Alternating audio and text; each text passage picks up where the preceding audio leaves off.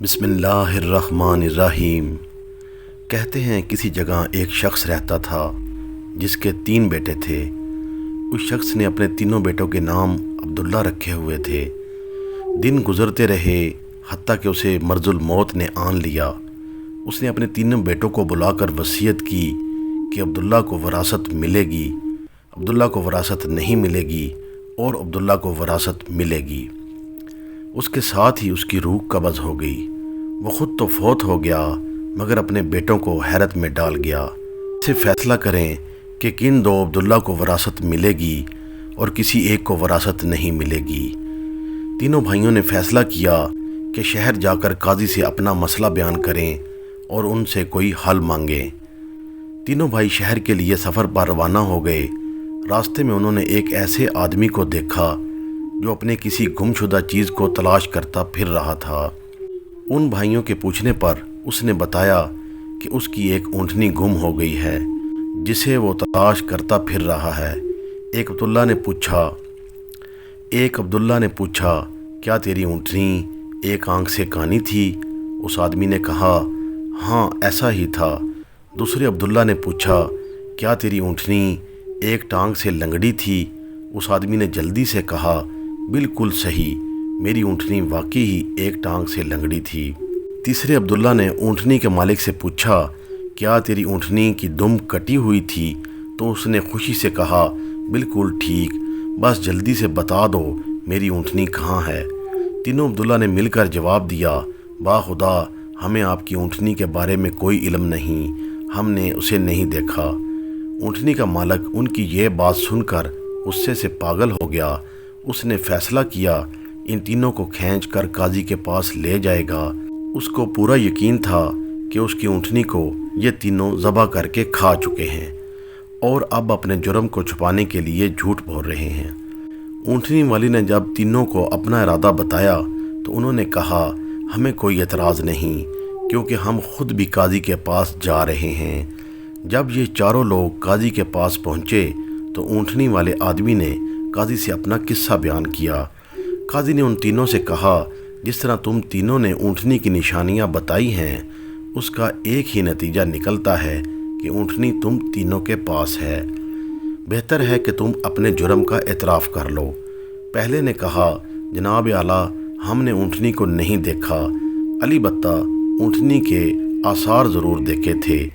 جب میں نے اس سے کہا کہ تیری اونٹنی ایک آنکھ سے کانی ہے تو میں نے دیکھا تھا کہ راستے کا ایک طرف کا گھاس تو خوب چرا ہوا تھا مگر دوسری طرف کا گھاس ویسے ہی موجود تھا۔ اس کا ایک ہی مطلب تھا کہ اس آدمی کی اونٹنی ایک آنکھ سے کانی ہوگی۔ دوسرے عبداللہ نے کہا کہ میں نے دیکھا تھا کہ راستے میں 3 قدم تو گہرے لگے ہوئے تھے جبکہ چوتھا قدم زمین پر معمولی پڑا ہوا تھا، جس کا مطلب بس اتنا ہی بنتا تھا کہ یہ جانور لنگڑا بھی تھا۔ تیسرے عبداللہ نے کہا اونٹ جب راہ چلتے ہوئے اپنا گوبر گراتے ہیں تو دم سے ادھر ادھر بکھیرتے ہیں، جبکہ جس راہ سے ہم آئے تھے وہاں پر گوبر ایک ہی لائن میں سیدھا گرا ہوا تھا، جس کا ایک ہی مطلب ہو سکتا تھا کہ اونٹنی کی دم کٹی ہوئی ہے جو اپنا گوبر دائیں بائیں پھیلا نہیں سکتی۔ قاضی نے بغیر کسی دیر کے اس آدمی کی طرف دیکھا اور کہا تم جا سکتے ہو، تمہاری اونٹنی ان لوگوں کے پاس نہیں اور نہ ہی انہوں نے اسے دیکھا ہے۔ اونٹنی والے آدمی کے جانے کے بعد ان تینوں بھائیوں نے قاضی سے اپنا قصہ بیان کیا، جسے سن کر قاضی بہت حیران ہوا اور ان تینوں سے کہا تم آج کی رات مہمان خانے میں ٹھہرو، میں کل تمہیں سوچ کر اس کا کوئی حل بتا دوں گا۔ یہ تینوں بھائی مہمان خانے میں جا کر ٹھہرے تو انہوں نے محسوس کیا کہ ان کی نگرانی کی جا رہی ہے۔ کچھ دیر کے بعد ان کے لیے کھانا لایا گیا جو گوشت کے پکے ہوئے سالن اور روٹیوں پر مشتمل تھا۔ پہلے بھائی نے کھانے کو دیکھتے ہی کہا یہ سالن کتے کے گوشت کا بنا ہوا ہے۔ دوسرے نے کہا روٹیاں جس عورت نے پکائی ہیں وہ حمل کے ساتھ اور پورے دنوں سے ہے۔ تیسرے نے کہا یہ قاضی اپنے ماں کی ناجائز اولاد ہے۔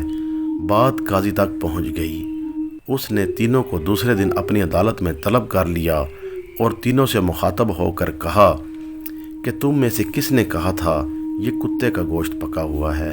پہلا بولا میں نے کہا تھا۔ قاضی نے باورچی کو بلا کر پوچھا تو اس نے اعتراف کیا کہ پکانے کے لیے گھر میں کچھ نہیں تھا، تو اس کو شرارت سوجی اور اس نے کتا مار کر اس کا گوشت پکایا اور ان کو کھانے کے لیے بھجوا دیا۔ قاضی نے پہلے سے پوچھا تمہیں کیسے پتہ چلا کہ یہ گوشت کتے کا گوشت ہے؟ اس نے بتایا گائیں، بکری یا اونٹ کے گوشت کے نیچے چربی لگی ہوتی ہے، جبکہ یہ سارا گوشت چربی نما تھا جس کے نیچے کہیں کہیں گوشت لگا ہوا تھا۔ قاضی نے کہا تم وہ عبداللہ ہو جس کو اپنے باپ کے مال میں سے وراثت ملے گی۔ قاضی نے دوبارہ ان سے مخاطب ہو کر پوچھا کہ کس نے کہا تھا کہ یہ روٹیاں ایک ایسی عورت نے بنائی ہیں جو 9 ماہ کے حمل کے ساتھ اور اپنے پورے دنوں کے ساتھ ہے؟ جواب میں دوسرے نے کہا میں ہوں جس نے یہ کہا تھا۔ قاضی نے پوچھا تمہیں کیوں کر لگا؟ اس نے کہا کہ میں نے دیکھا کہ روٹیاں ایک طرف سے تو پھولی ہوئی ہیں اور خوب پکی ہوئی تھیں، جبکہ دوسری طرف کچی اور موٹی رہ گئی تھیں۔ میں نے اس سے یہی نتیجہ اخذ کیا کہ روٹیاں بنانے والی ایک ایسی خاتون ہے جس سے تکلیف کے مارے زیادہ جھکا نہیں جا رہا اور وہ سامنے کی چیز بھی نہیں دیکھ پا رہی۔ اس کا مطلب یہی بنتا تھا کہ عورت حاملہ ہے اور روٹیاں بنانے میں تکلیف محسوس کرتی رہی ہے۔ قاضی نے دوسرے سے کہا تم وہ عبداللہ ہو جسے باپ کی وراثت میں سے حصہ ملے گا۔ پھر قاضی نے تینوں سے مخاطب ہو کر پوچھا کہ یہ کس نے کہا تھا کہ میں ولد الحرام ہوں؟ اس نے کہا یہ میں نے کہا تھا۔ قاضی اٹھ کر اندر گیا اور اپنی ماں سے پوچھا کہ کیا یہ بات سچ ہے کہ وہ اپنی ماں کی ایک ناجائز اولاد ہے؟ تو اس کی ماں نے کہا یہ سچ ہے کہ تم میری ایک ناجائز اولاد ہو۔ قاضی نے واپس آ کر اس تیسرے عبداللہ سے پوچھا تمہیں کیوں کر معلوم ہوا کہ میں اپنے والدہ کی ایک ناجائز اولاد ہوں؟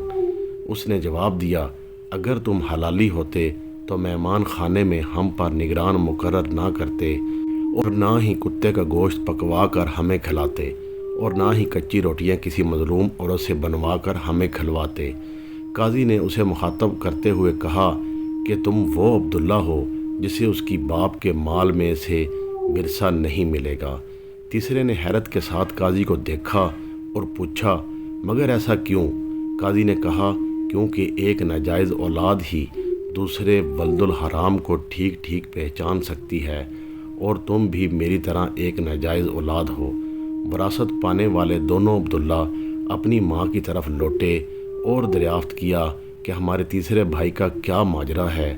ان کی ماں نے کہا تمہارا باپ ایک بار صبح کی نماز پڑھنے مسجد گیا تو اسے دروازے پر ایک بچہ ملا۔